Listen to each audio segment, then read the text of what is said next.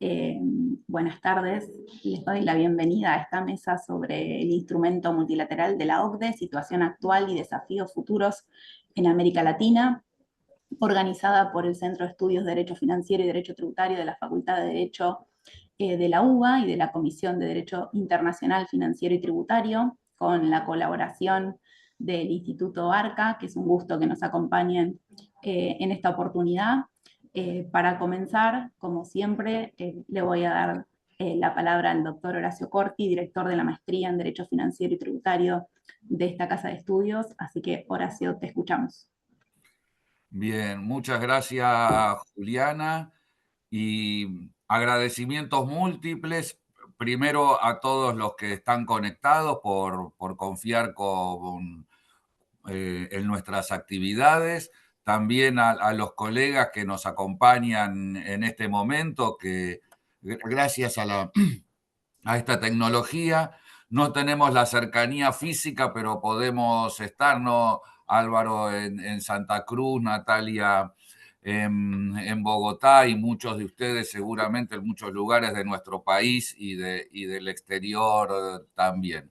Así que un agradecimiento a ellos. Sumo en tercer lugar en esta ocasión a los colegas del Instituto ARCA, acá Carol, Dolores, que son las que están con nosotros y que para nosotros es muy importante de nuestro centro de estudios entablar relaciones institucionales muy plurales, porque organizamos actividades con otras facultades, universidades, con otros posgrados, también con instituciones internacionales, organizaciones de la sociedad civil y también organizaciones públicas, como en este caso SARCA. Así que, bueno, les agradezco a ellos también este paso más en una relación que uno va construyendo en las instituciones, ¿no? Más allá de todos los cambios de personas, etcétera, que pueda haber, las instituciones se van construyendo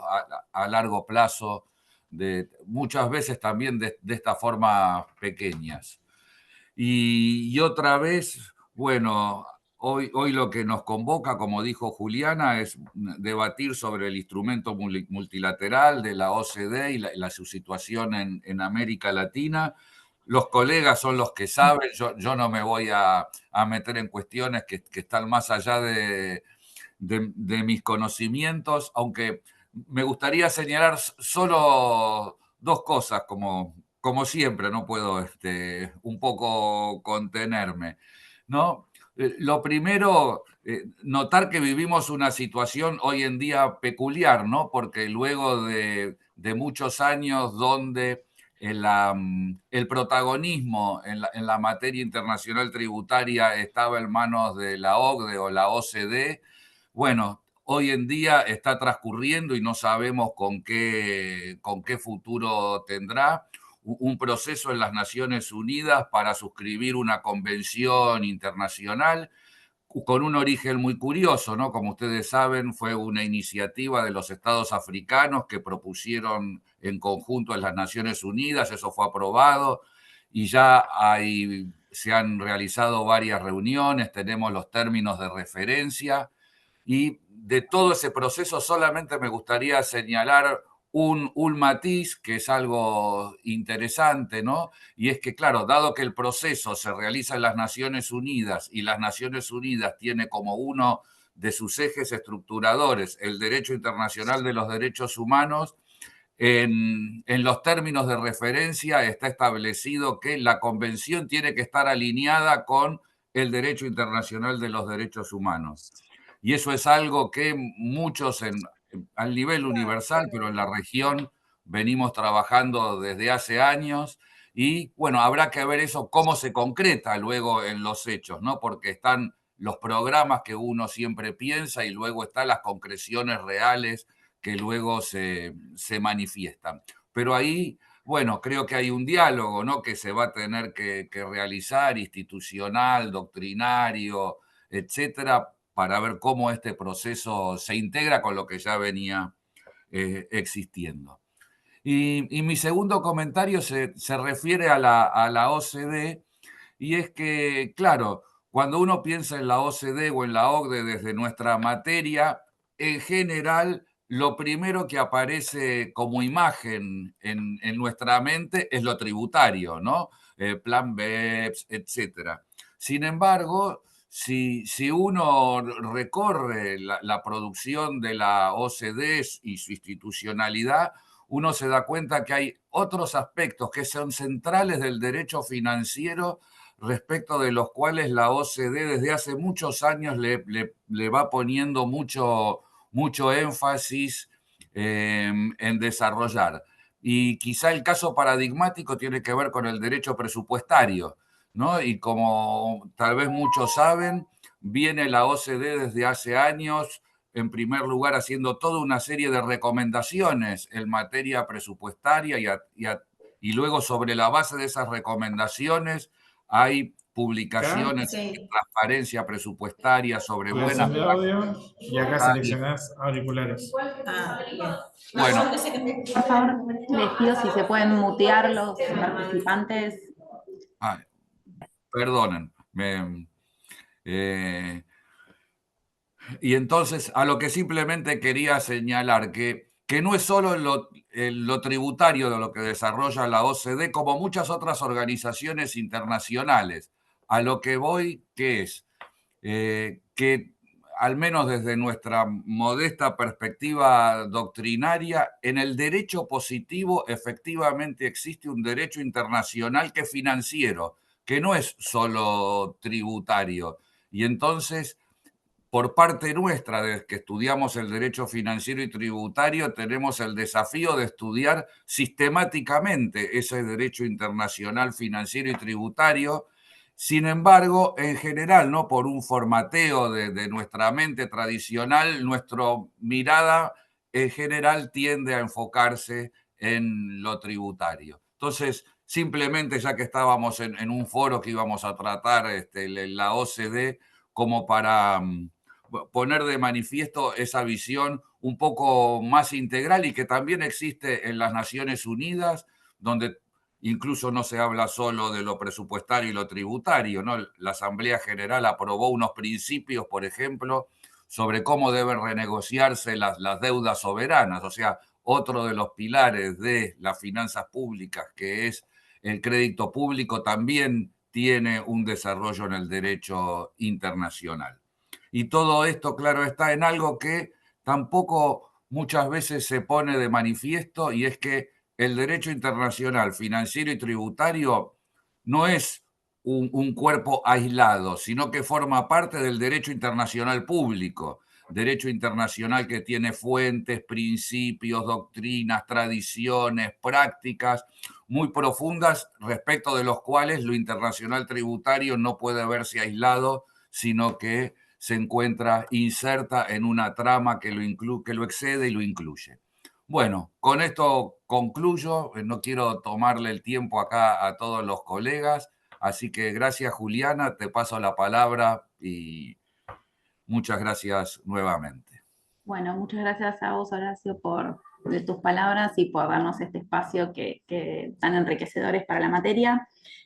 Como les decíamos, tenemos el gusto en esta oportunidad de compartir la actividad con el Instituto ARCA, por lo cual, para continuar con esta introducción, le voy a dar la palabra a Carol Martinoli, su directora. Carol, te escuchamos. Bueno, muchísimas gracias. Bueno, muy buenas tardes. Es un honor, bueno, también desde el Instituto de Investigaciones Tributarias, Aduaneras y de los Recursos de la Seguridad Social, conocido como Instituto ARCA, ¿no? De la Agencia de Recaudación y Control Aduanero de Argentina, darles la bienvenida a esta jornada dedicada al instrumento multilateral de la OCDE. Para quienes no nos conocen, el Instituto tiene entre sus principales objetivos impulsar actividades de alta formación académica, concebidas desde una mirada amplia, ¿no? Que trascienda la esfera del propio organismo. Procuramos abordar los temas desde distintas aristas, ¿no? Convocando a diversos sectores y actores, porque entendemos que la formación como una oportunidad de aprendizaje colectivo, basado en el conocimiento y la experiencia compartida. En nombre de todo el equipo que conformamos el Instituto ARCA, Queremos agradecerles a todos, ¿no?, por participar, a quienes nos acompañan a través de Zoom y a quienes siguen la transmisión en vivo por streaming en la intranet de ARCA.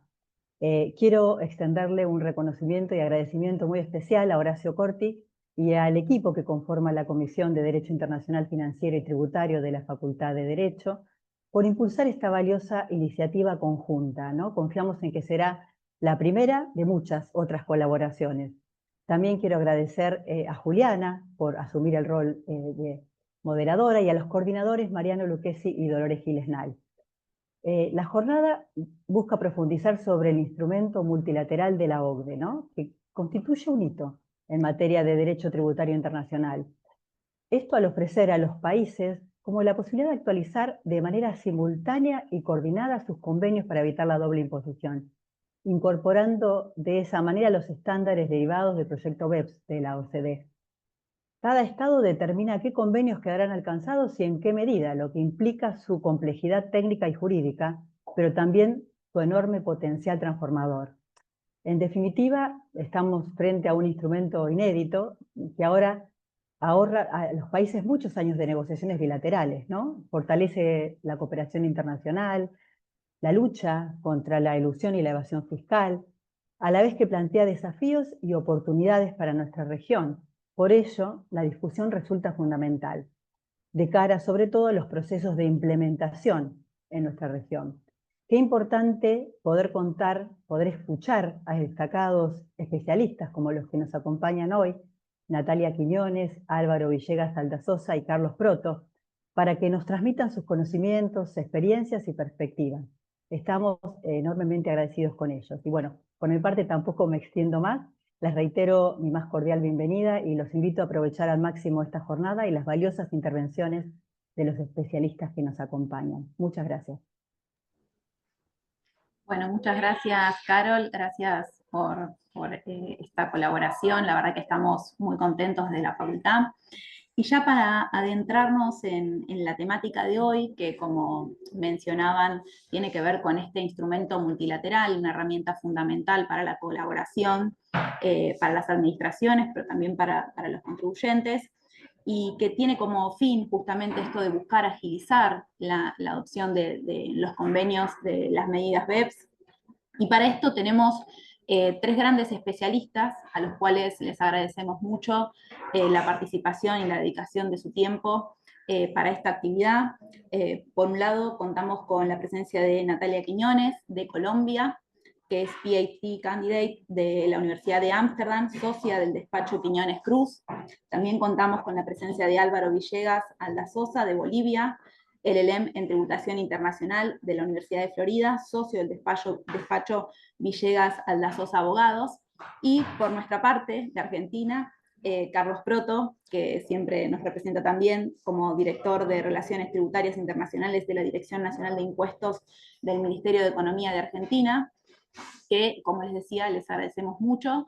Y la dinámica de esta actividad es plantear 4 disparadores a fin de reflexionar desde un enfoque regional justamente la incidencia y el impacto que tiene este instrumento multilateral, también pensando en esta futura aplicación del MLI en función de la ratificación que efectuó el Congreso, esperando obviamente que se deposite efectivamente el instrumento y entre en vigor. Así sin más, como primer disparador, voy a ir alternando a los expositores para no, no castigarlos ni beneficiarlos en las respuestas, iremos viendo a medida que va pasando. En la primera pregunta, Natalia, si vos querés comenzar, la idea es ver un poco el impacto de la ratificación del MLI y los efectos que tiene en función de las asimetrías digamos, en los países, sobre todo de Latinoamérica. Y entonces la pregunta sería, ¿cuáles serían, a su entender, los principales impactos negativos o positivos que se proyectan con la ratificación del MLI, considerando la red de acuerdos existentes con relación a su país de origen? ¿Y cuál sería la incidencia en caso de que el otro país con el que se opere no hubiese ratificado el MLI? Muchas gracias, Juliana, y muchísimas gracias a todos los que nos acompañan el día de hoy a analizar este instrumento que se caracteriza justamente por su complejidad, ¿no? En general, una de las mayores críticas al instrumento multilateral y que dio también mucho pie a todo lo que el profesor Corti mencionaba sobre esta migración hacia la ONU, es que realmente llegamos a un nivel de reglas con opcionalidades y alternativas que crean una capa, como una metacapa de complejidad sobre unas reglas que ya son bastante complejas en los estándares que se han desarrollado hasta ahora de tributación internacional. Em, Desde el punto de vista de la primera oradora, quisiera hacerles un poco más de contexto también sobre este instrumento. Cuando ustedes preguntan cuál será el impacto, es primero importante preguntar para quién, ¿no? Porque este instrumento es un instrumento que implementa las medidas BEPS aprobadas y discutidas por las administraciones tributarias. Por lo tanto, es un instrumento que sobre todo da herramientas a las administraciones tributarias para mejorar la fiscalización de los convenios. Todo el proyecto BEPS, como ustedes seguramente recuerdan, es un proyecto que busca frenar un poco la evasión, la elusión y la planeación agresiva, y se consideró en su momento que los convenios eran uno de los temas más álgidos en donde se podían presentar muchas oportunidades para los contribuyentes de realizar distintas prácticas de planeación agresiva o elusión en el ámbito internacional. Esto es especialmente cierto de los convenios más antiguos. Yo no sé si a ustedes les pasó como a nosotros, pero nuestro convenio más antiguo en Colombia fue con el poder colonial de quien nos independizamos, con España. Y esto es cierto para muchos países también, ¿no? Su primer convenio fue firmado con un país que anteriormente era el colonizador y que trae muchísimos beneficios para los ciudadanos de ese país colonizante. Entonces, nuestro convenio con España, por ejemplo, España-Colombia, tiene unos beneficios increíbles para los ciudadanos españoles y para quienes decidan hacer empresas en España. Esto no traía ningún tipo de cláusula antiabuso, era un convenio que tenía realmente una finalidad muy clara, que era atraer la inversión desde Europa hacia Colombia a través de España. En su momento, quienes lo negociaron sabían que, que en España había este régimen ETV de empresas que uno puede incorporar fácilmente y que solamente graban algunas actividades que se realicen dentro de España. Entonces, muchísimas de las inversiones de Europa se han canalizado hacia Colombia y muchos otros países de Sudamérica a través de estos convenios que firmó España con nuestros países. Con la entrada de este instrumento del MLI, lo que se buscaba era poder tener muchas más herramientas más modernas para poder controlar esta incorporación espontánea de sociedades y el aprovechamiento fácil de los convenios para eludir las normas domésticas. La mayoría de los países que, que estamos aquí participando en esta charla tenemos regímenes domésticos de altísima tributación. em, y los convenios pues nos alivian por lo menos una retención en la fuente, y es posible, dependiendo de cuál país estemos hablando, que también nos alivie el nivel de tributación final sobre la transacción eh, total, ¿no?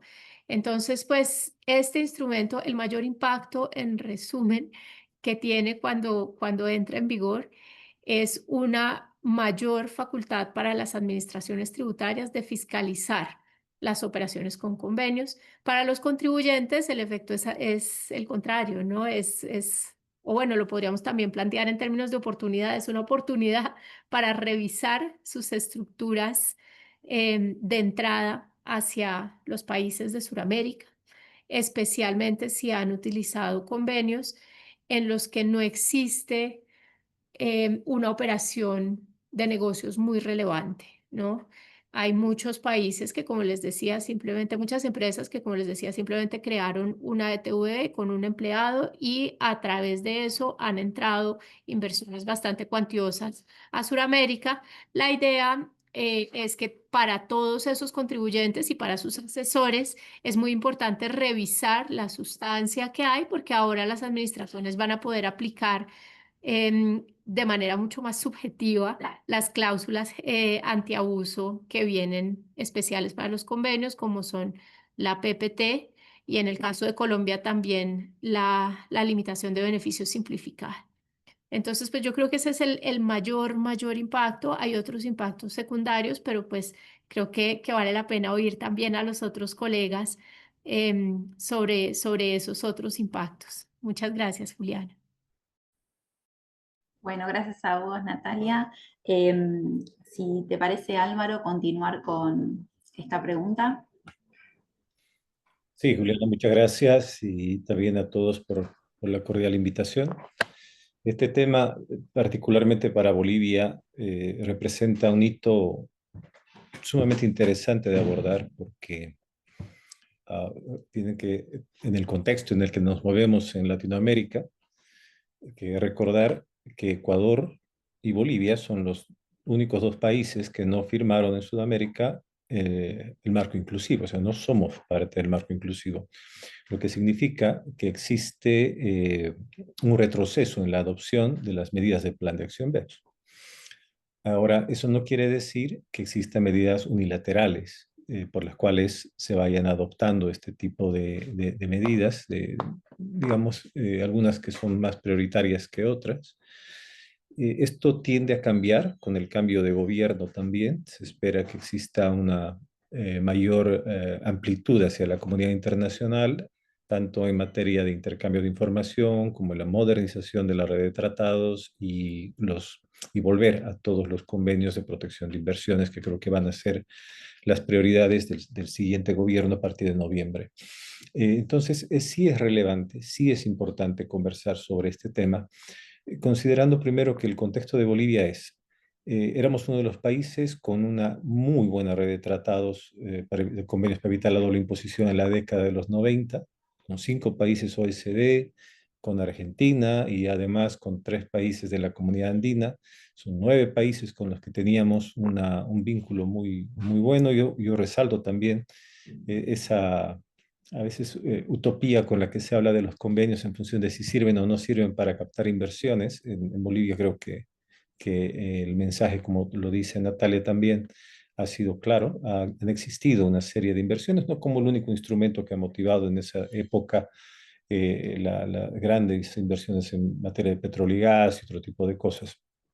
Pero el tema es que Bolivia se ha quedado desactualizada y de pasar de tener convenios interesantes con, por ejemplo, con países miembros de la OECD, que son España, Reino Unido, Irlanda del Norte, Francia, Alemania, Suecia.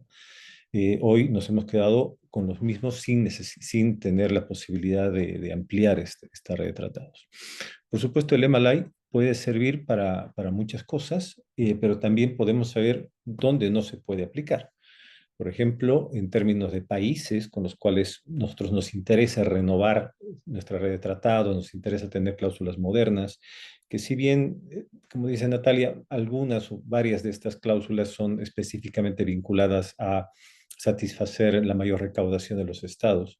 Creo que todos estamos de acuerdo en que luchar contra la elusión y la evasión fiscal internacional, yendo inclusive desde el sector privado, académico, es bueno para todos, porque esto genera una lucha contra la desigualdad de oportunidades en la planificación, hace más equitativo el sistema, entonces tiene ciertos beneficios que también son importantes. Ahora, el MLI, por ejemplo, no está listo para ser aplicado en todas las circunstancias como pensaríamos, ¿no?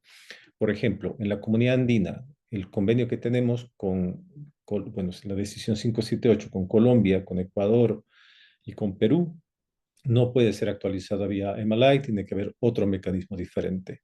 El tema con Argentina, que tenemos el mismo viejo convenio que ustedes tenían con Chile, que definitivamente no califica siquiera para hacer alguna modificación vía este convenio, nos deja con los 5 países OECD, que podría ser interesante negociar con ellos esto. Resulta básicamente que si bien para Bolivia puede llegar a ser interesante, como los convenios son tan antiguos, son de la década de los 90, el esfuerzo que se puede hacer para entrar dentro del marco inclusivo y negociar el MLA y todo esto puede ser tal vez mejor ponderado si es que Bolivia decide hacer modificaciones bilaterales. ¿Por qué? Porque existen cláusulas que en su momento se han negociado y que hoy deberían ser renegociadas, modificadas, mejoradas para captar mejor la inversión, pero también para asegurar la recaudación en nuestro país. Entonces, creo que el camino va a ser ese, no necesariamente negociar esto vía MLA, sino por acuerdos bilaterales. Por ejemplo, ¿de qué sirve que Bolivia ingrese al marco inclusivo y directamente al MLA si va a perfeccionar solamente la cláusula de establecimiento permanente, por decir algo? Y con establecimiento permanente se cierran varios puntos que le interesan a Bolivia, como el tema de la gente, como el tema de fraccionamiento del establecimiento permanente y demás, pero si sigue manteniendo en la mayoría de sus convenios un EP de construcción de 12 meses, no tiene sentido. Es decir, primero tenemos que partir renegociando el término a 6 meses, tal vez, no sé si en todos, pero podría ser una posibilidad. El otro tema también viene con el MAP. El MAP nunca ha funcionado y creo que Bolivia no es el único caso, pero si le añadimos nuevas normas modernas como un MAP fortalecido con la posibilidad del arbitraje posteriormente, pero si no tenemos desarrollado siquiera las instituciones adecuadas, va a ser un instrumento que tampoco va a tener la practicidad adecuada. Entonces, creo que esta lectura no es solamente desde el lado de Bolivia, porque hay un tema. El MLA tarda mucho. O sea, si nos podemos saber qué está pasando en América Latina y demás, no es como se pensaba que se iban a modificar todos los convenios de una sola vez y que todo iba a estar muy bien. Perú, por ejemplo, ha tardado muchísimo tiempo, va a estar recién el 1 de octubre ya listos para ingresar dentro de Sudamérica, como uno de los países interesantes, Argentina, etcétera, pero es un proceso sumamente largo, es un proceso además complejo por la forma en la que se tiene que aplicar el MLA. El MLA no es una modificación directa y sustantiva al mismo convenio. El MLA se lee junto con el convenio y esto implica, como decía Natalia, un grado de complejidad demasiado grande para nuestras autoridades judiciales, la propia administración, los mismos contribuyentes. Y esta lectura, les decía, es importante porque en realidad, si nos fijamos, porque Bolivia tiene esa virtud, como a veces anda muy retrasado en los procesos, cuando se acopla, ya todos los demás han pasado la prueba y error y Bolivia entra directamente ya a aprovechar lo que funciona, ¿no? Eso ha pasado con la facturación electrónica, con muchas otras cosas. Y en este caso, podemos leer lo que ya existe.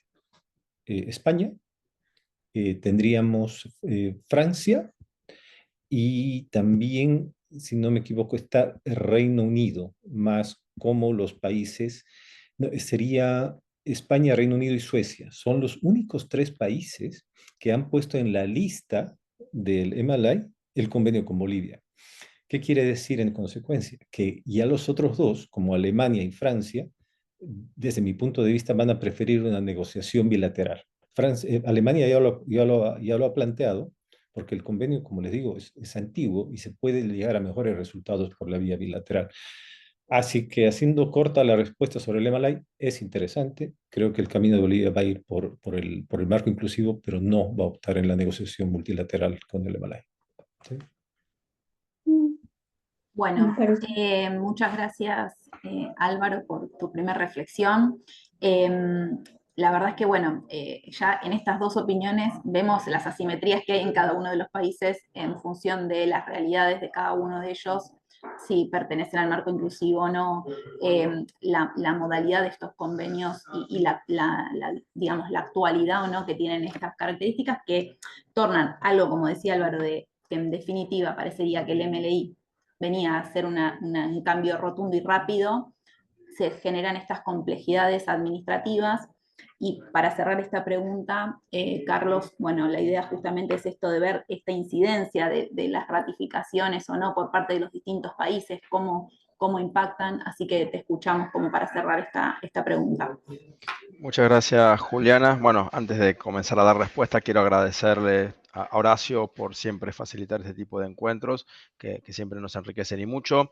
Agradecer al Instituto Arca, Carol, a la coordinación que haces junto a Juliana, también a extenderle eso a Mariano Lucchesi y a Dolores Gilesnal por haber contribuido con esta jornada de hoy. Sobre un tema hoy novedoso en Argentina, porque hace meses se aprobó la ley que autoriza al Ejecutivo a ratificar el instrumento. Ahora, recordemos que este instrumento se firmó hace 8 años. En 2017 lo firmó Argentina junto a la gran mayoría de países que en ese momento habíamos trabajado en el desarrollo del proyecto BEPS. Más otros tantos países. Creo que en esa ceremonia inaugural había 60 y algo de países, de los creo que 100 países que firmaron al día de hoy. Con lo cual, en ese momento se pensó, como decía Juliana, iba a ser un gran hito, iba a ser un proceso expeditivo para enmendar una gran red de tratados que estaba desactualizada.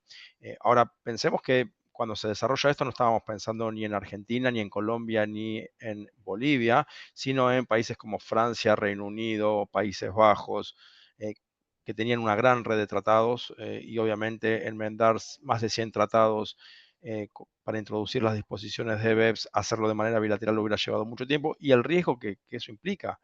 Si la idea es introducir medidas incuestionadas, como lo acordado en el marco del proyecto BEPS, más allá de las opcionalidades que hacen a su complejidad, pero había elementos únicos, incuestionados. En el marco de una negociación bilateral se abren cuestiones impensadas. Cuando uno admite la renegociación de un tratado, sí, vamos a meter la cláusula de propósito principal para luchar contra el abuso, pero ya que estás, bájame la retención en la fuente para dividendos y regalías, que están muy altas.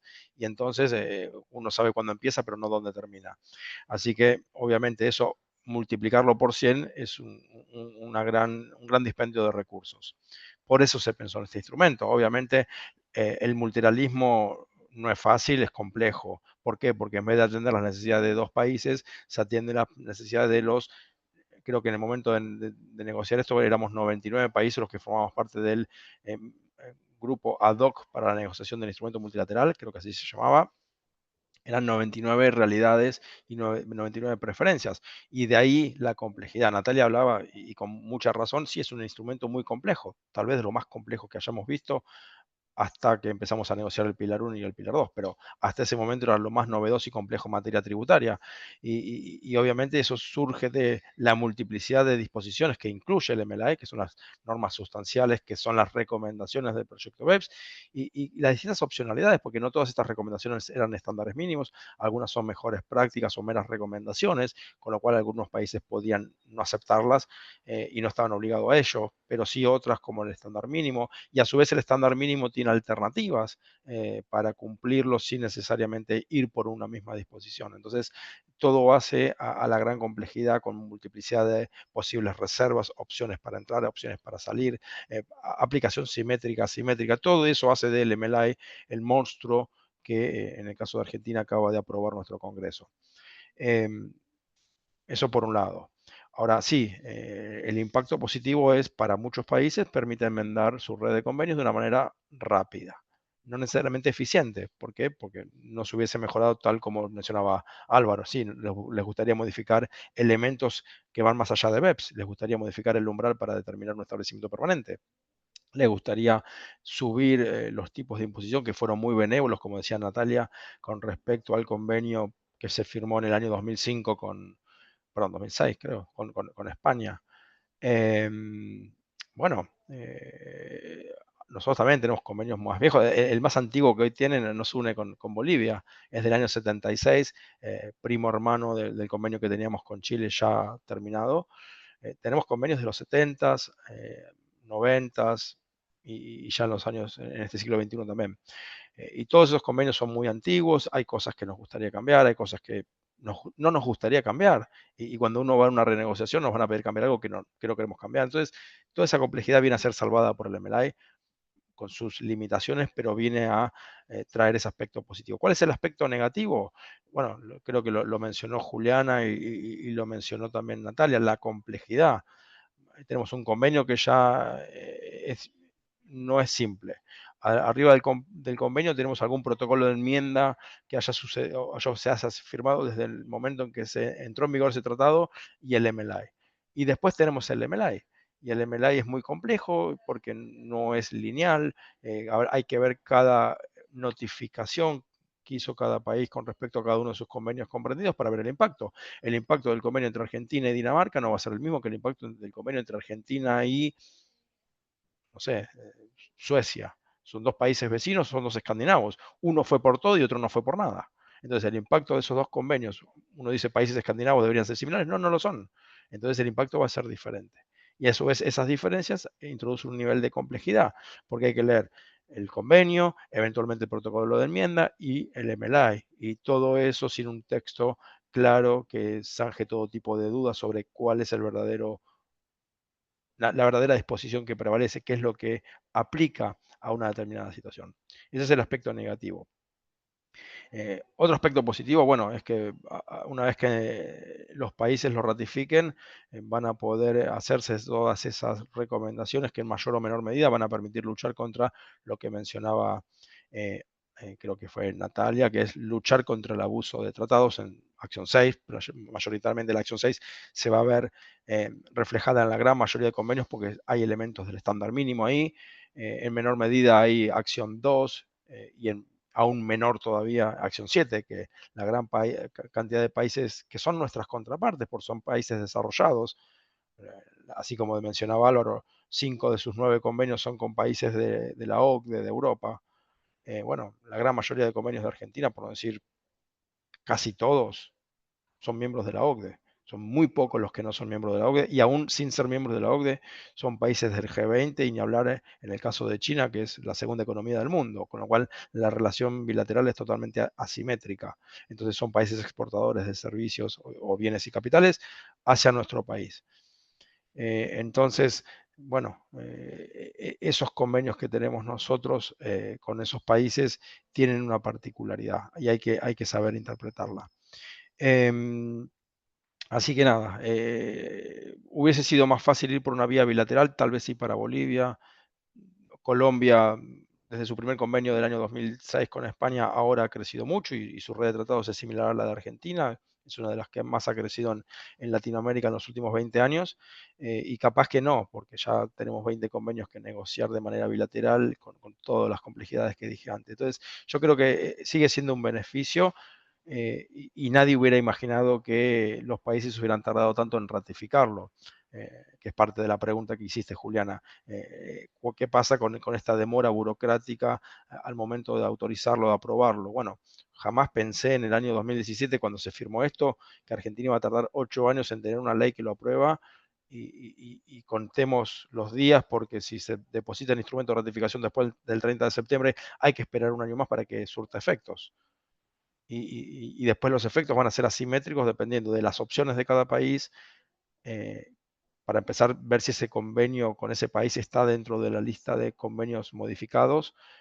Argentina, por ejemplo, no incluyó el de Bolivia, como otros países no incluyeron el de Bolivia, pero en el caso de Argentina es por una razón que Álvaro mismo se encargó de describirla. Están basados en el modelo del Pacto Andino. Con lo cual es un convenio totalmente incompatible con el modelo ONU y OCDE, incompatible con las disposiciones que se quieren introducir, pero incompatible y tampoco es necesario cambiarlo si la idea es luchar contra el abuso, porque nada del convenio con Bolivia da lugar al treaty shopping, porque todo tributaría en el país de la fuente, que es la facultad exclusiva que se atribuye en ese convenio. Puede generar un treaty shopping inverso, que la gente, bueno, quiera configurar una imposición exclusiva en la fuente y esperando que ese país no someta imposición a la renta, que es un poco lo que dio lugar a algunos fallos jurisprudenciales en Argentina con relación al viejo convenio con Chile. Era ver tributación exclusiva en la fuente por ahí exime y hay doble o nula imposición. Nula no imposición, perdón. Nula imposición o doble no imposición. perdón por la confusión. Entonces, sí, hay vulnerabilidades, pero no son compatibles con lo que propone el modelo del proyecto BEPS, entonces no hacía falta ir por la vía bilateral, pero sí otros convenios se van a ver modificados, pero de diferente manera, y luego hay que esperar que los otros lo ratifiquen. Por fortuna de Argentina, todas nuestras contrapartes que incluyeron los convenios que Argentina incluyó en el MLI, ya lo ratificaron a excepción de uno, que es Italia. El resto ya lo ratificaron. Bueno, con Colombia no tenemos y nos pasaría lo mismo. Ni Argentina ni Colombia han ratificado aún el instrumento, con lo cual, bueno, ha ido un poco más lenta. Pero el resto de los países de la región fueron más prolijos que Argentina y Colombia, porque todos los otros 6 firmantes ya lo entraron en vigor, que es el caso de Costa Rica, México, Perú, Uruguay, Chile. Así que, bueno, a ellos les ha ido mucho mejor y ya lo tienen en vigor desde hace algunos años. Así que con esto creo haberte respondido, Juliana, y si no, lo siento mucho. Bueno, gracias Carlos, respondiste perfectamente. Bueno, una aclaración para algunas preguntas que surgieron en el chat. Esta idea de esta primera pregunta justamente tiene que ver con que el instrumento multilateral, cada uno de los países tenía que efectuar esta ratificación. En este caso, bueno, Argentina fue recientemente mediante la ley 27.788, creo, 78, y justamente falta este depósito del instrumento para que entre en vigor. Y como cada una de las situaciones de cada uno de los países, y esto es lo que explicaba Carlos recién, en muchos casos se ha demorado mucho esta ratificación, y además que tiene este condimento de que cada uno de los países denunció a qué convenios iba a aplicar. Después hay que ver esta bilateralidad de cómo impacta no solo, digamos, la complejidad del instrumento en sí multilateral, sino también la complejidad en la aplicación de cada uno de los convenios. Y justamente pensando ya en que a largo plazo la idea, o por lo menos es una convergencia de estos estándares internacionales, una armonización a nivel global de los estándares internacionales, pero por otro lado en nuestra región, que como explicaba Carlos, quizás no era el objetivo principal de este instrumento, teniendo en cuenta que los países de la región de América Latina sobre todo son escasos los convenios en comparación con los países más desarrollados. La idea quizás sería abordar, considerando esta heterogeneidad de la adopción e implementación del MLI en América Latina, cómo creen que redundará a la tributación. En este caso, si querés arrancar, Álvaro, con la respuesta. Gracias, Juliana. Sí, definitivamente son medidas, el MLI es producto de una medida política que ayuda a la recaudación.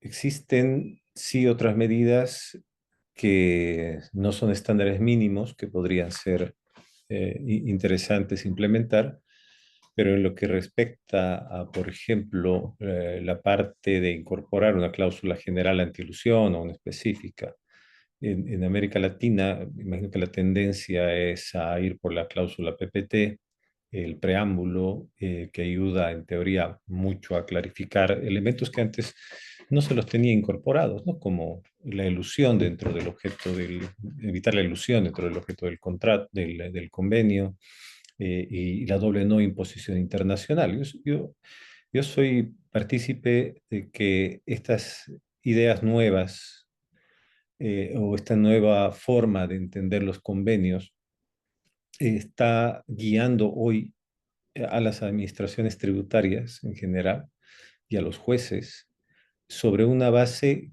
que no ha acompañado esa evolución de pensamiento en la parte jurídica positiva. Es un problema. Y me refiero concretamente a que lo que viene sucediendo es, ya los jueces y las administraciones tributarias están implementando este tipo de conceptos sin haber modificado de manera efectiva la red de convenios.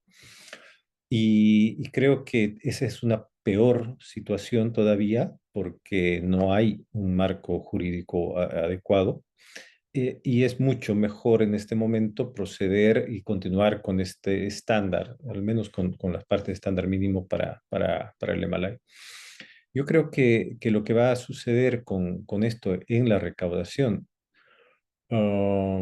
de lo que se espera, al menos que vaya a pasar. Posiblemente lo vamos a ver recién en la próxima década, para ver si es que va a tener ese impacto. Sí, tal vez se pueden ver algunas cosas particulares dentro de lo que España específicamente ha listado dentro de las coincidencias que busca en el MLI con Bolivia, pero hay cosas que también son complicadas, ¿no? Por ejemplo, la opción C para el tema de tax credit, donde se condiciona la existencia de un gravamen efectivo para poderlo aplicar en España. Nos pone en una posición, sí, definitivamente incómoda, seguramente va a ser un tema de muchísima discusión hacia adelante, pero no creo que todas las medidas en general del MLI nos lleguen a dar un dato concreto hacia adelante para decir, evidentemente, existe una mayor recaudación en América Latina gracias al MLI, ¿no? Sí, me preocupa el otro lado, me preocupa la seguridad jurídica, que justamente Horacio estaba comentando, ¿no? ¿Dónde quedan los derechos de los contribuyentes con relación a este tipo de medidas, al correcto entendimiento sobre los tratados? Ya acabamos de ver lo que le sucedió a India recientemente en términos de que sus mecanismos de seguridad jurídica exigirían que la notificación del MLI no sea solamente una de manera global, sino que debería ser país por país para generar un marco de seguridad adecuado, lo que tira por la borda cualquier tipo de iniciativa, digamos, de poder hacer un cambio único, ¿no? Entonces, más que la recaudación, yo me quedaría con esta parte de la complejidad, el hecho de tener una interpretación viendo y la aplicación viendo a ambos documentos al mismo tiempo, el hecho de hacer un buen trabajo de matching en cada una de las disposiciones, genera definitivamente problemas de aplicación. Y me iría más a ese al lado de la vigencia de los derechos que en realidad da un efecto directo sobre la recaudación, ¿no? Perfecto, Álvaro, muchas gracias. Carlos, ¿quieres dar tu opinión al respecto? Sí, gracias, Juliana. Comparto la posible incertidumbre, la falta de certeza y seguridad jurídica que mencionaba Álvaro, en la medida en que este instrumento viene a modificar algunos convenios, introduciendo elementos nuevos para los cuales no todos, ni las administraciones tributarias, ni contribuyentes, ni órganos jurisprudenciales están habituados, es decir, va a ser un aprendizaje conjunto a medida que se vayan aplicando estas disposiciones. Genera cierta, llamémosle, ansiedad ante el desconocimiento de cómo se van a aplicar y cuánta incertidumbre puede dar esa inadecuada o inconsistente aplicación de las normas y su eventual interpretación en sede jurisprudencial. Ahora, en tu pregunta, en cómo redundará en la tributación, si hablamos netamente de recaudación, creo que no hay un gran impacto. De nuevo, el instrumento multilateral, en el escenario más optimista, y entendamos por ello, cuando hay mayor cantidad de cambios introducidos por el MLI para un convenio particular, porque ambos países hicieron pocas o ninguna reserva y ambas tuvieron coincidencias en sus opciones. Es decir, en aquellos convenios donde más cambios va a haber, como dije recién, en el caso de Argentina, Dinamarca, el impacto en la recaudación va a ser muy bajo. ¿Por qué? Porque se introducen pequeñas delimitaciones de determinados elementos. Acción 2 impacta solamente para aclarar que una partnership puede invocar los derechos de un tratado en el caso de que un partner sea residente en uno de los países, con lo cual no se ve una gran afectación de recursos, ni a favor ni en contra del contribuyente. Segundo, pasemos por acción 7, se va a configurar nuevos establecimientos en situaciones, entiendo yo que a priori uno hubiera considerado que eran establecimientos permanentes también, lugares fijos de negocios donde había una actividad, a priori alguien podría considerar que era preparatorio auxiliar porque estaba listado, otros hubiera dicho no, va más allá de ello, pero aún así existe o no existe ese establecimiento permanente, después hay que atribuir renta conforme las reglas habituales, que son conforme al principio de arm's length, en base a funciones ejercidas por personas, activos, riesgos. Esa es la manera de atribuir renta a un establecimiento permanente. Entonces, la creación o no del establecimiento permanente no va a dar lugar necesariamente a mucha renta atribuible, sobre todo si son actividades de bajo riesgo, con una situación muy remota y circunstancial, donde está en discusión si se alcanzó o no se alcanzó un determinado umbral temporal. Entonces, entiendo, es muy quirúrgico los cambios que introduce el MLA y para que tengan un gran impacto en la recaudación.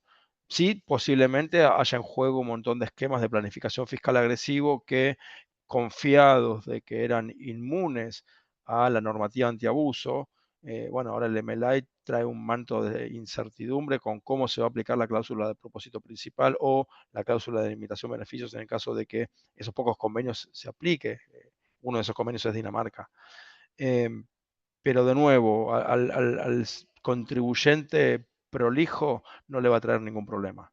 Sí, al más arriesgado con esquemas de planificación fiscal agresivo, bueno, si estaba confiado que no se le iba a aplicar la normativa antiabuso doméstica, y hoy por hoy la tendencia, al menos en Argentina, ha convalidado la aplicación del principio de realidad económica de la ley de procedimiento tributario. Entonces, esa persona ya estaba en jaque, por decirlo de alguna manera, tenía riesgo de que su esquema que consideraba que era seguro va a dar lugar a una imposición a la fuente, pero parece hay que detectar la maniobra.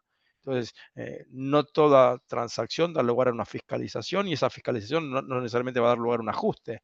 Entonces, si uno mide recaudación viéndose impactada por esto, entiendo que no. Sí, se generan un montón de debates teóricos sobre cuál sería la adecuada aplicación de la cláusula de propósito principal, cuáles serían las disposiciones del proyecto BEPS que tienen mayor o menor justificación desde un punto de vista de principios. Pero eso no impacta necesariamente en la recaudación. Sí es un debate tributario interesantísimo. Si se da, me encantaría participar, pero no lo veo que afecte las decisiones que día a día vayan a tomar los operadores, incluso aquellos que tienen un carácter transnacional. Perfecto, muchas gracias, Carlos. Te escuchamos, Natalia. Gracias, Juliana. Aprovecho también para confirmar lo que Carlos dijo respecto de Colombia y su ausencia de ratificación. Nosotros firmamos en 2017 y en este momento ni siquiera tenemos ley. Cuando tengamos una ley que salga del Congreso aprobando esta cosa, tenemos que irnos a la Corte Constitucional, que se puede demorar hasta 2 años en darnos una sentencia aprobatoria, y solo con esa sentencia podemos depositar el instrumento de ratificación. Entonces, tal vez viendo desde hace muchos años cómo estábamos de demorados en implementar esto, lo que pasó en Colombia es algo que Carlos también acaba de señalar, y es que la mayoría de las medidas que están en ese instrumento ya las habíamos adoptado de manera unilateral en la legislación doméstica. O sea, nosotros tenemos una suerte de PPT incorporada en nuestra cláusula general de antiabuso. Esa cláusula general de antiabuso está en vigor desde hace ya muchísimos años. Se aprobó, digamos, su versión más reciente desde el año 2018. Entonces, pues ya tenemos otros instrumentos para poder fiscalizar este tipo de operaciones. Creo además que en el momento en que se pensaron muchos de los cambios que traía el MLI, había un sueño de una mayor recaudación, por ejemplo, a través del tema del establecimiento permanente que mencionaba Carlos.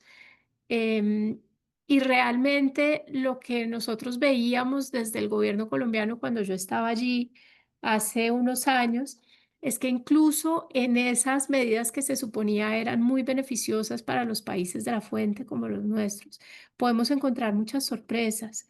Por ejemplo, hay una provisión que es para crear un establecimiento permanente cuando haya alguien que venda por comisión.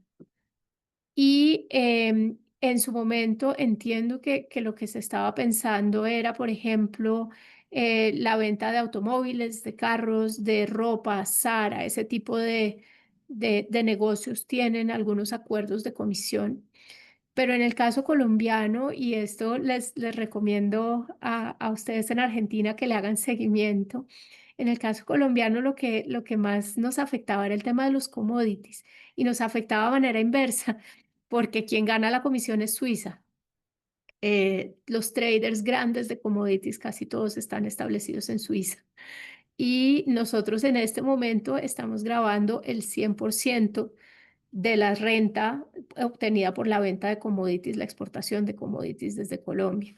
Si llegamos a crear un establecimiento permanente a ese trader que gana una comisión en el exterior, podríamos perder recaudación incluso en razón de la aprobación de esta provisión, que era inicialmente algo que se suponía nos iba a beneficiar a nosotros. Entonces, realmente hay una complejidad muy grande cuando llevas esto a la aplicación práctica. Y es posible que nos encontremos con sorpresas. Yo no sé cuál fue la posición final de Argentina respecto, por ejemplo, de este artículo sobre el establecimiento permanente por los agentes que obtengan ventas por comisión. Pero, pero pues nosotros, por ejemplo, lo pensamos 1000 veces antes de adoptar eso que nos decían, pero si es para ustedes, digan que sí, porque había situaciones de la vida real que de pronto no se habían analizado con tanto cuidado al momento de la redacción, pero que después cuando lo vas a aplicar al caso concreto puede llegar a tener sorpresas. Entonces, en materia de recaudo, yo creo que coincido con Álvaro y con Carlos en que estamos esperando un impacto muy mínimo e incluso podríamos tener sorpresas de pérdida de recaudo en algunos de estos casos prácticos que simplemente no se pensaron en su momento y que por evitar esta nula imposición terminan dándole el poder de recaudación al socio comercial y no a nuestros países suramericanos. Vamos a ver ya con la práctica en los años cómo termina evolucionando, pero realmente pues estamos muy también sujetos a cómo se terminen interpretando las distintas provisiones.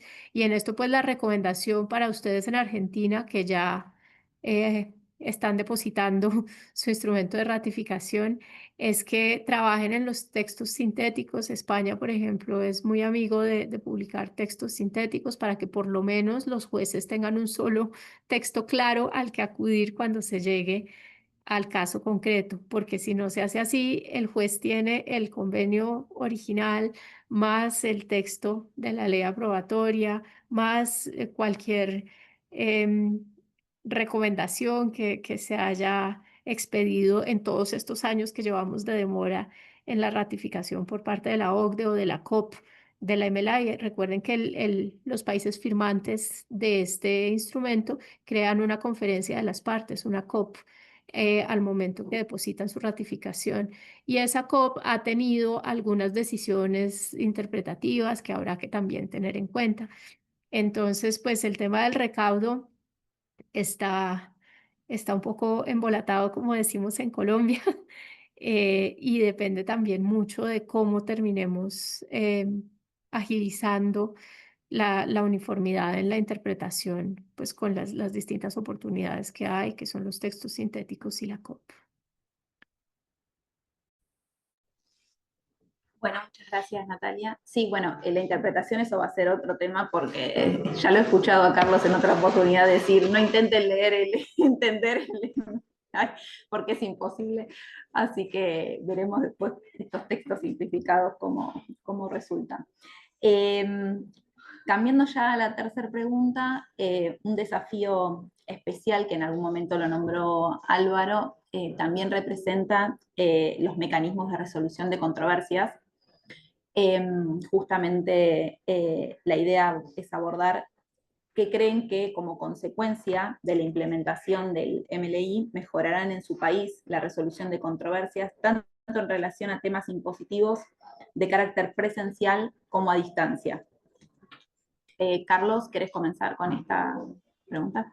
Sí, gracias, Juliana. Antes de responderte, quería confirmar que en el caso de Argentina ya hemos trabajado los textos sintetizados, receptando el documento, el texto original, más la enmienda que pudo haber sufrido con anterioridad o posterioridad al MLA y cómo impacta en ello el MLA.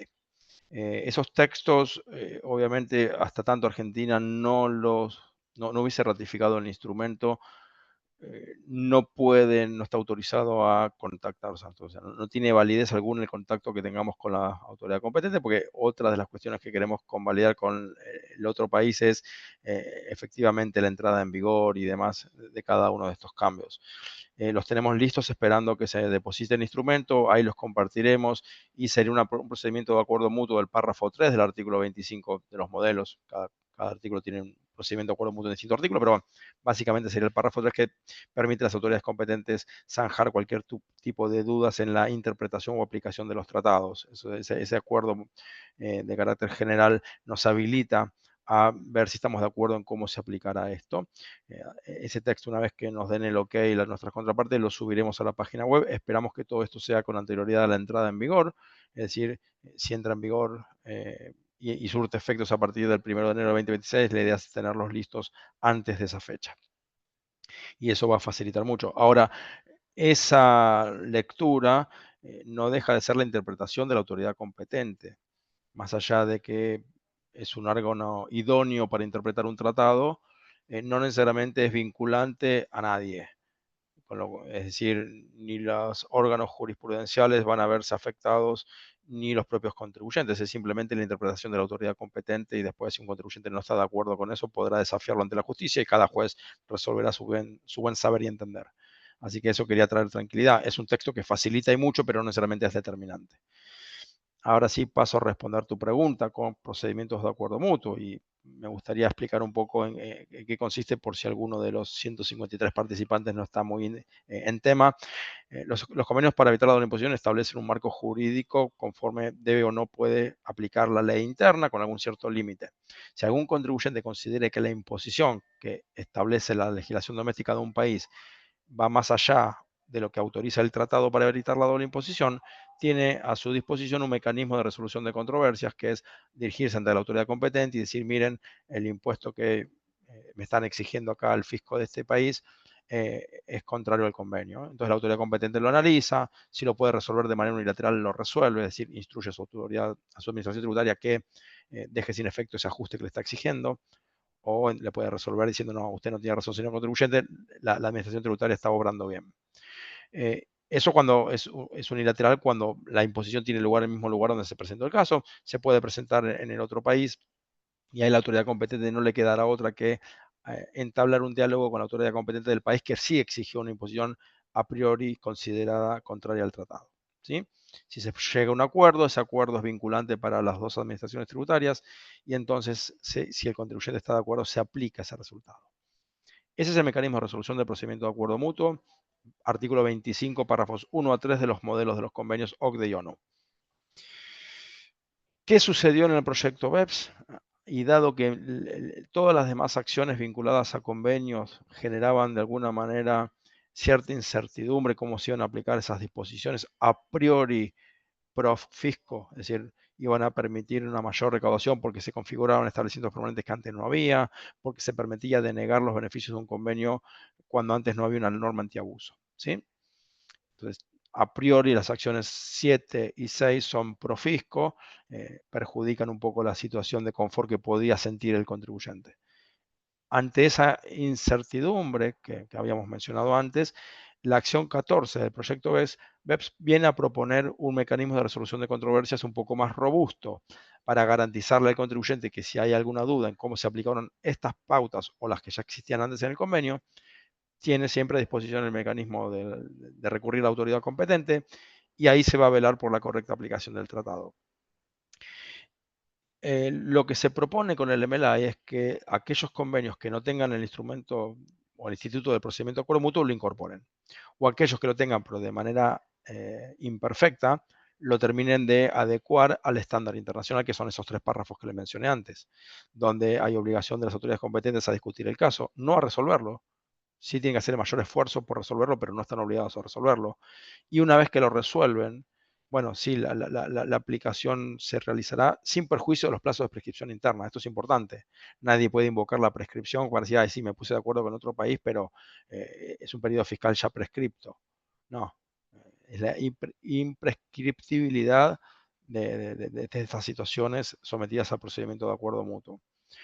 Entonces, algunos convenios no tenían esta aclaración de que el convenio se aplica siempre y no solo mientras no haya prescripto los años. Es un tratado de jerarquía superior a la normativa interna, al menos en el caso de Argentina, y conforme el principio de pacta sunt servanda y aplicación de buena fe, uno no puede decir, mi ley interna tiene una ley de procedimiento, un plazo de prescripción, por lo tanto, estoy habilitado a no cumplir con el compromiso de no grabar nunca esto en la fuente. No, yo te lo grabé violando el convenio, pero como ya prescribió no puedes patalear, no. Eso en el marco de un convenio no va. Entonces, eso se aclara mediante esa segunda oración del párrafo 2 del artículo 25.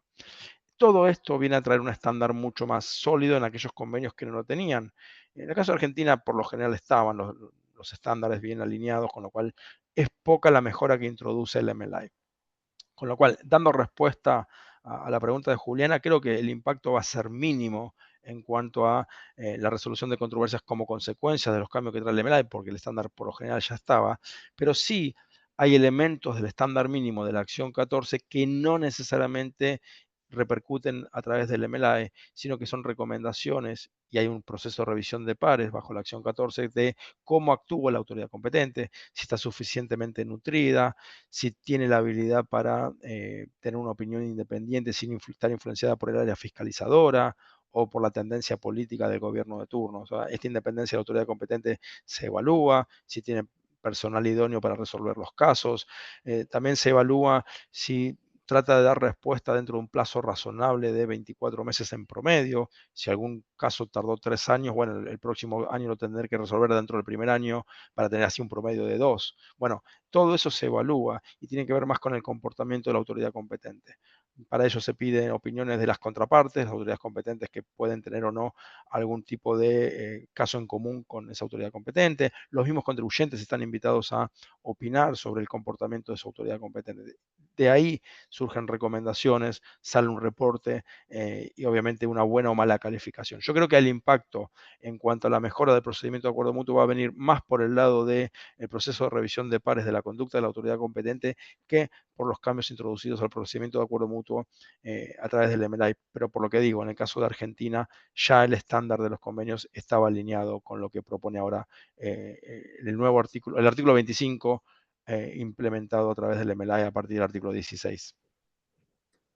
Gracias, Carlos. Justamente en esto que mencionabas de la revisión de pares, en algún punto se le había sugerido a Argentina que haya mejor acceso, una mejor orientación para el uso del MAP. En ese sentido y en la experiencia internacional, no sé si vos podés hacer algún aporte en lo que debería en ese sentido mejorar Argentina o si efectivamente hay un acceso, consideras que hay un acceso.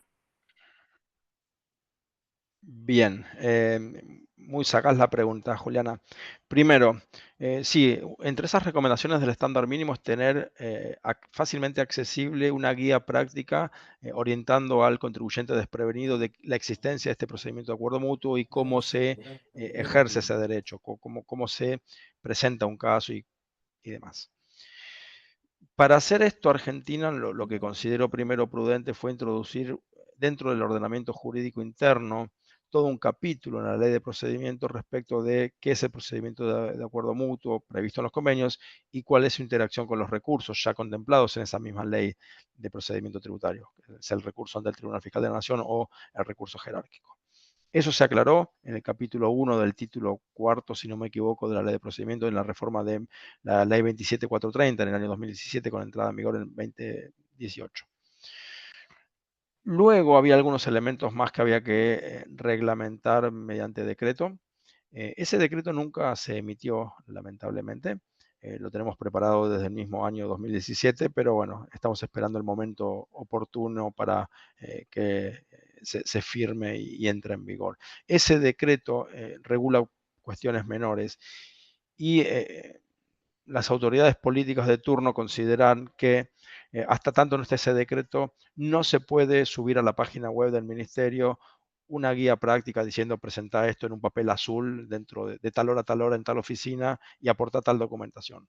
Entonces, esa simple indicación, que es lo que propone la OCDE, está esperando que surja un decreto reglamentario de esta ley de procedimiento.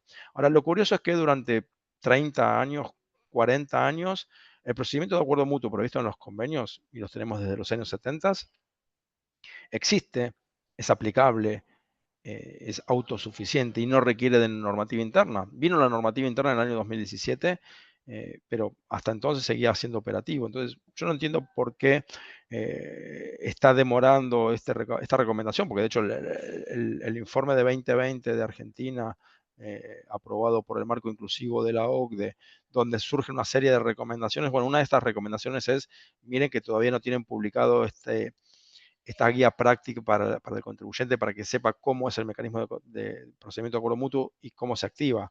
Se podría haber hecho tranquilamente colgándolo de la página web del Ministerio de Economía sin ningún problema, que es la autoridad competente para los convenios. Pero bueno, lamentablemente está esperando una normativa formal que en mi criterio no es necesario.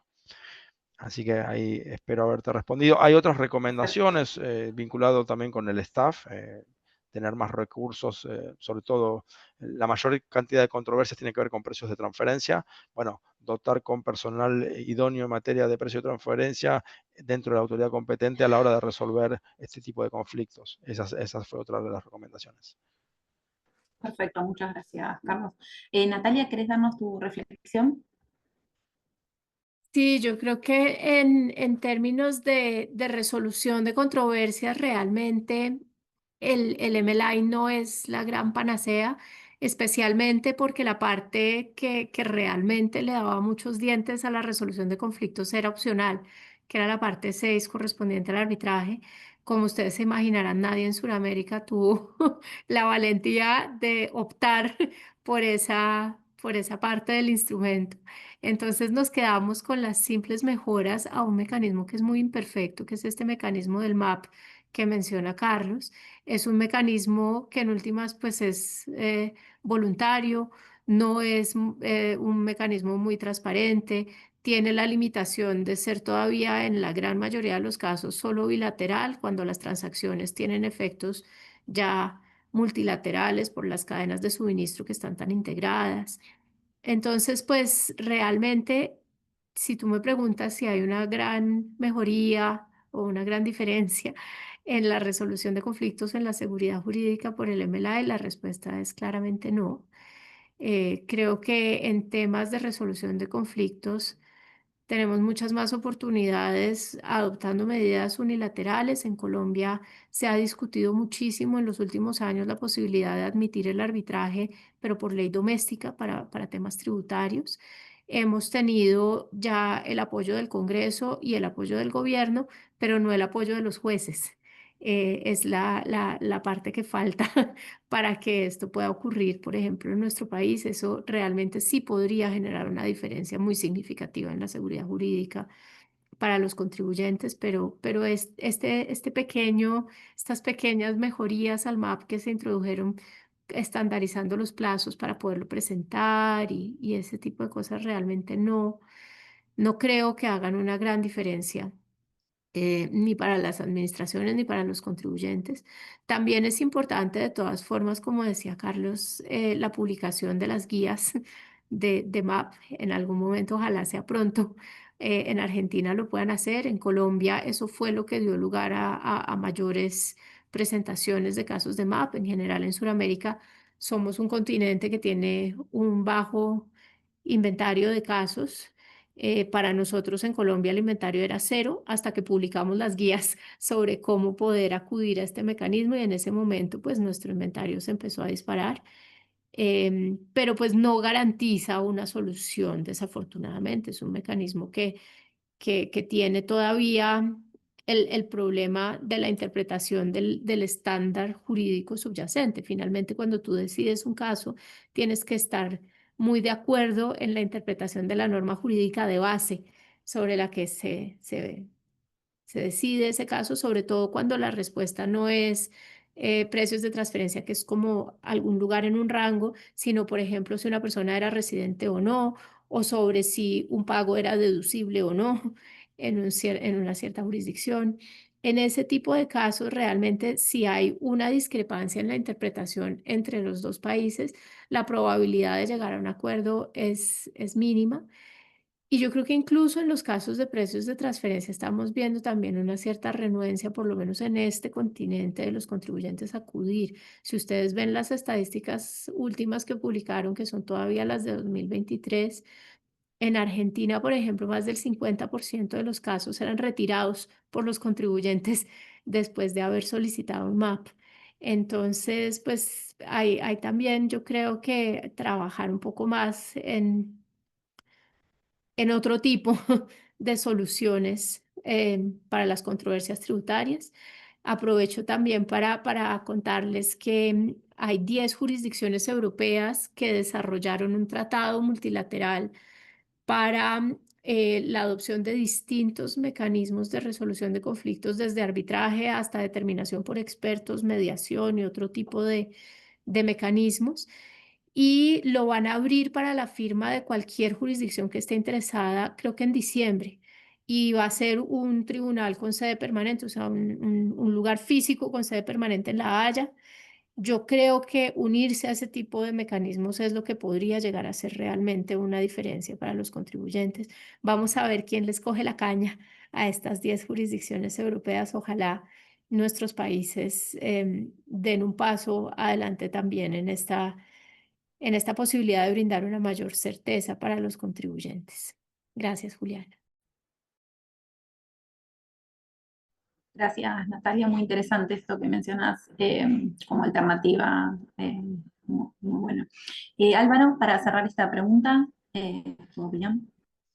Sí, Juliana, de hecho, como lo mencionaba al comienzo, el MAP no ha tenido una aplicación práctica en Bolivia y sí creo que el hecho de tener una regulación interna y no dejar solamente a la autorregulación del tratado sería un aspecto muy interesante y la práctica que muestra Natalia tal vez nos indica eso, ¿no? El hecho de tener un procedimiento interno, pero definitivamente en la manera con la que estaba diseñado te genera, por supuesto, poca esperanza como contribuyente de que las autoridades hagan su mejor esfuerzo para llegar a un resultado sobre la aplicación e interpretación de un tema específico.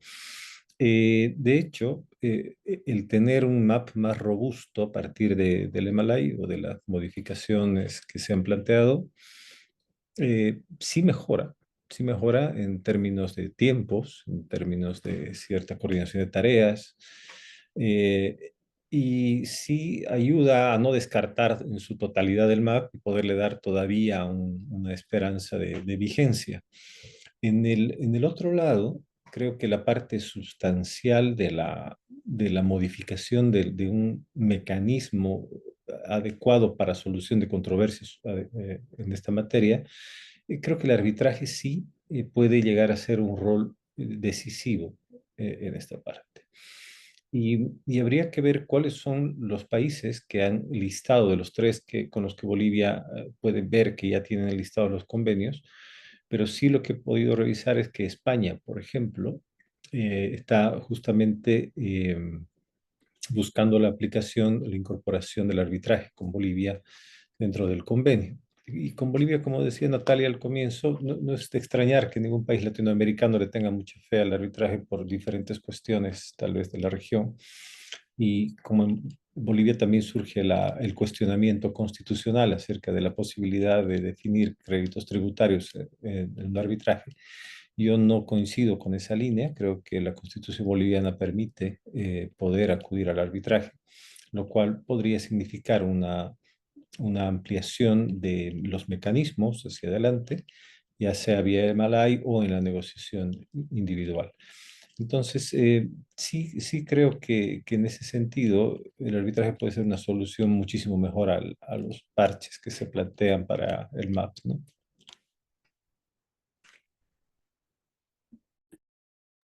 Perfecto, muchas gracias. Bueno, nos queda nuestra última pregunta.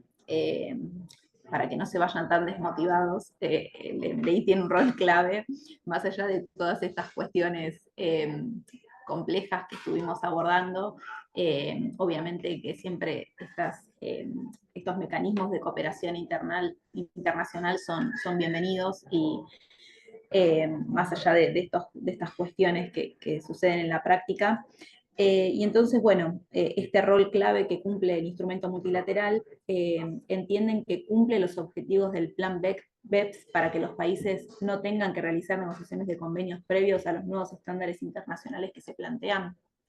Natalia, ¿querés comentarnos tu posición? Pues los objetivos del plan BEPS eran controlar la evasión, la elusión, la planeación agresiva. Yo creo que en este punto, con todo lo que mencionaba el profesor Corti al principio de lo que estamos discutiendo en la ONU, de los nuevos mandatos que se han expedido para la OCDE, lo que nos estamos dando cuenta es que realmente ese potencial de recaudo no se está cumpliendo, no tanto por los BEPS que se habían detectado por la OCDE en el 2015, en esos informes finales, sino por unos factores mucho más estructurales de las reglas de tributación. O sea, realmente nos estamos dando cuenta que la movilidad y las nuevas tecnologías hacen que sea un poco opcional para los contribuyentes de mayor capacidad contributiva pagar en un lado o en otro con una tarifa o con otra, ubicando sus riesgos, activos y funciones donde más les convenga, o ubicando su residencia fiscal y sus activos a través de estructuras, en el caso de las personas naturales o individuos. Y pues ahí lo que tenemos es un poco como esa frustración que llevó a los africanos a decir, aquí necesitamos replantear las reglas de base. O sea, BEPS se dio cuenta de muchos vacíos que todavía no se han podido resolver, como el tema de la digitalización, pero el MLI pues solamente crea algunas pequeñas mejorías incrementales que todavía tienen esas fallas frente a lo que implica la movilidad y frente a lo que implica el uso de nuevas tecnologías. Como decía Álvaro en algún momento, un establecimiento permanente de construcción de 12 meses y hoy en día estamos construyendo pueblos enteros con máquinas de impresión a 3D en 48 horas. Y nosotros a esperar 12 meses, de verdad. O sea, tenemos unas reglas de base que están completamente a dispar con la forma como se están haciendo los negocios hoy en día y mucho más pensando en cómo se van a hacer los negocios en el futuro. O sea, ya pensando en esta revolución de la inteligencia artificial, el sistema que tenemos en realidad tiene que repensarse. Y en ese sentido, yo creo que no hemos cumplido los objetivos grandes que teníamos cuando los gobiernos del G20 le dijeron a la OCDE, por favor, ayúdenos a ver dónde está el faltante de nuestras arcas de recaudo. En realidad, el faltante está en replantear reglas que puedan efectivamente hacerse cargo de los desafíos de la movilidad y de las nuevas tecnologías.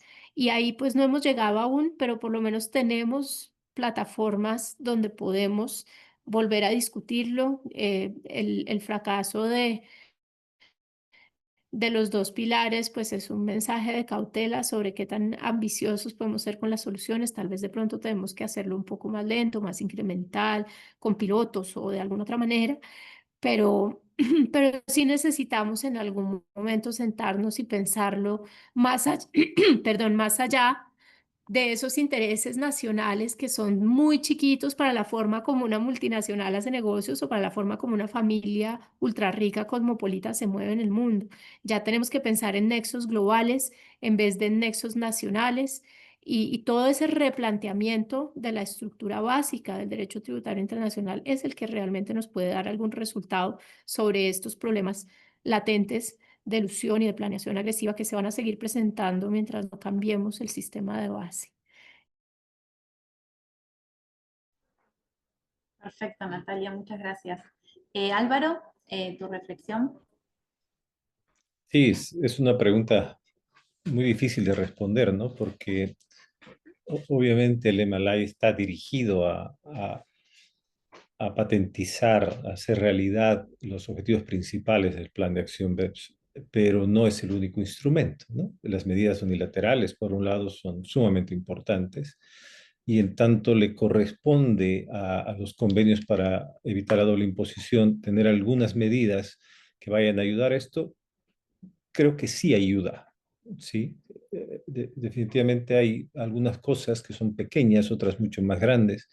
Si nos vamos con las pequeñas, donde sí ayuda, por supuesto, tenemos el hecho de ganancias de capital o de posesión mayor a 365 días previos, el tema de los dividendos lo mismo, la parte del establecimiento permanente, donde sí veo todo un tema complejo es que creo que la cláusula PPT en realidad ha sido una pérdida histórica de oportunidad para poder arreglar de una buena vez todo este problema de inseguridad jurídica en general en el mundo. Yo considero que si bien la cláusula PPT es una, realmente como a veces se lo llama, antibiótico de amplísimo espectro, genera todavía muchas dudas que se esperaba sean solucionadas. Y son cuestiones, pero de fondo, ¿no? Cuando ya desde el año 2003 los países comienzan a aplicar, como lo hizo Argentina, la cláusula general antiilusión doméstica, y hoy todos ya consideran que ese es un derecho ¿Trabajar o va a avisar al baño? universal Ah, y ya, yo sí. además consentido, soportado por la otra parte. Lo que puede esperarse de una cláusula PPT, que es un mecanismo de autoprotección del mismo tratado, debería ser evitar precisamente que los países acudan a la legislación interna, además de la PPT, por citar un ejemplo. Los conflictos que tenemos con la misma interpretación, por ejemplo, de beneficiario efectivo continúan. El beneficiario efectivo es una cosa absolutamente indeterminada en la jurisprudencia de nuestros países. Cada quien aplica esto como ve conveniente y en una serie de cócteles, ¿no? Sobre realidad económica más beneficiario efectivo, y encima hoy tenemos la PPT y la LOBI. Entonces, creo que lo que se ha hecho ha sido complejizar en desmedro del contribuyente, en desmedro de la seguridad jurídica, esta forma de luchar contra la ilusión, de luchar contra la doble no imposición internacional, que yo no entiendo dónde está tan mal el hecho de que existan situaciones de doble no imposición internacional. Hasta hoy, para mí sigue siendo un problema serio admitir que ese es un aspecto contra el que deberíamos luchar, ¿no? Yo soy más partidario del derecho que tienen los estados a no gravar, que es un derecho propio de la soberanía y que no debería significar la recuperación de un derecho renunciado por otro estado. Pero en definitiva, creo que hay problemas que no se están arreglando de la manera en que debió aprovecharse esta circunstancia. Sabemos, no es fácil solucionar un tema como este, pero en corto sí creo que coadyuva definitivamente el Himalaya a esos objetivos eh, planteados por el Plan de Acción BEPS, no en la medida, tal vez en la que se espera. Y soy todavía más partícipe, como lo dije al comienzo, de, de esta dinámica bilateral para países más pequeños, como en el caso de Bolivia, con una red de tratados más restringida, y creo que primar por la parte de acuerdos bilaterales y una negociación es lo que va a primar en lugar de aplicar todo el Himalaya, que implicaría también incluirse dentro del marco inclusivo, incorporarse, que significa asumir otro tipo también de obligaciones, ¿no?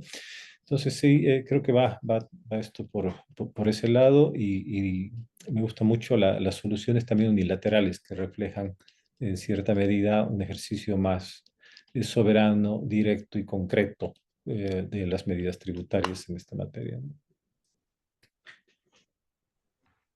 Excelente, Álvaro. Carlos, para cerrar esta última pregunta. Sí, gracias, Juliana. Primero, para poder responder si se cumplen los objetivos, hay que definir cuáles son esos objetivos. El objetivo del MLI era poder introducir dentro de la red existente de convenios bilaterales las recomendaciones que surgieron al amparo de otras acciones BEPS vinculadas a convenio. De nuevo, acciones parte de la acción 2, acción 6, acción 7 y acción 14. Ese es el ámbito de aplicación y la idea es, bueno, tratar de plasmarlo en las relaciones bilaterales. ¿Cumplió el objetivo? Yo creo que sí. Si no me equivoco, hay 100 países que lo firmaron, de los cuales creo que 88, 89 ya lo entraron en vigor. Hay casi 2.000 convenios vigentes que ya han sido modificados. ¿Fue exitoso? Entiendo que sí, a pesar de que para Argentina y Colombia todavía no. Bueno, Bolivia no firmó tampoco el instrumento, pero para otros países, que es quienes se lo propusieron, sí lo logró. Ese es el objetivo del instrumento. El objetivo del proyecto BEPS es ni más ni menos lo que dijo Natalia, es poder alinear la tributación con la creación de valor. Así fue publicitado este proyecto allá en el año 2012-2013. Y eso significa es evitar la elusión, la evasión fiscal. Y como bien dijo Álvaro, muchos de esos objetivos se cumplieron mediante las otras acciones. El proyecto del instrumento multilateral es la acción 15, es la última, pero las anteriores 14 tuvieron como intención eso, que es luchar contra la elusión artificial de la obligación tributaria. Y es ahí donde se introdujeron medidas, por lo general, en materia de normativa doméstica. Incluso negación de deducibilidad de intereses, acción 4, la incorporación de renta atribuible a un establecimiento o a un vehículo en el extranjero, por lo general en un paraíso fiscal, acción 3. Después se produjeron muchos cambios en las directrices de precio de transferencia sobre cómo atribuir renta entre sujetos asociados en función de determinar cuál es el riesgo, los activos y las funciones. Se hizo mucho trabajo sobre cómo valorar transacciones con intangibles, se hizo mucho trabajo con commodities, se hizo mucho trabajo con instrumentos financieros, justamente para saber cuál es la tributación. La tributación vigente, la actual, qué es lo que se está evitando o eludiendo, pero que no es la intención de los países, ¿sí? Eso es lo que se propuso el proyecto BEPS. Algo que no se propuso el proyecto BEPS es cambiar las reglas de juego que están vigentes desde hace 30 años con precio de transferencia, si queremos 150 años con el único nexo que sea la presencia física de un establecimiento permanente. Eso no se lo propuso el proyecto BEPS. No hay que ser justos también, no es que el proyecto BEPS fracasó porque no cambió la manera de atribuir facultades de imposición entre los países. Eso nunca se lo planteó BEPS. La pregunta es, ¿debió haberse planteado? Bueno, posiblemente en muchos países pensaremos que sí, pero no fue lo que el proyecto BEPS se propuso en el año 2013. ¿Sí? Ahora, si muchos países consideraron que el proyecto BEPS no venía a solucionar un problema que ellos tenían, sí es verdad. Cuando uno tiene hambre, el problema no es si hay mucha o poca sal, no hay comida. ¿Sí? Entonces, si después le podemos agregar la sal a la comida que tenemos, fantástico. Pero bueno, hay gente que lo que quiere primero es tener un plato de comida en la mesa y luego ver si está salada o no. Entonces, lo que propone Natalia es algo que fracasó la comunidad internacional, es restablecer las reglas de juego que muchos países del sur global plantean que es injusto. Y por eso dijeron, no, el proyecto BEPS es una porquería porque no tuvo en cuenta mis problemas. No, es que nunca se tuvo en cuenta su problema, el problema era otro. ¿Sí? Ahora, todo el mundo estaba invitado a decir, miren, tenemos un problema, por favor solucionémoslo entre todos y después veremos si hay interés o no. Desconozco si hubo o no hubo interés en cambiar eso, entiendo que no. Y por eso lo fueron a buscar fuera del marco inclusivo y lo fueron a buscar a otro lado y por eso todo lo que está sucediendo en otros foros. Pero para responder tu pregunta, Juliana, ¿se cumplió el objetivo? Creo que sí. Ahora, ¿es el objetivo que teníamos todos? Y no lo sé, pero el objetivo de luchar contra la ilusión artificial y la evasión fiscal burda, con respecto a determinadas cláusulas, sí, creo que se cumplió el objetivo y el instrumento multilateral ayudó a agilizar esa implementación en un universo muy pequeño. El proyecto BEPS es mucho más amplio que simplemente las disposiciones de los convenios por el Tratado de Imposición. Bueno, excelente. Salvo que algunos de los tres expositores quieran hacer algún comentario adicional, estaríamos cerrando esta mesa profundamente, que hayan, digamos, dejado sus actividades y participado en esta actividad. También, obviamente, al Instituto ARCA, que esperamos que esta sea la primera de muchas actividades en conjunto con la facultad. Realmente fue un gusto para nosotros y obviamente agradecerles a todos los participantes que estuvieron conectados de distintos países, distintas regiones. La verdad que fueron excelentes las exposiciones y entiendo que deben haber quedado más que satisfechos. Seguramente el MLI siga dando que hablar y esta no sea la única actividad que hagamos sobre este tema. Veremos incluso cuando entre en vigor, seguramente tengamos mayores dudas en la implementación y demás. Así que bueno, les agradecemos mucho a todos y que tengan buenas tardes y feliz día del profesor a todos los que de esta Casa Estudio y de otras que estén conectados. Muchas gracias. Gracias, hasta luego. Feliz día.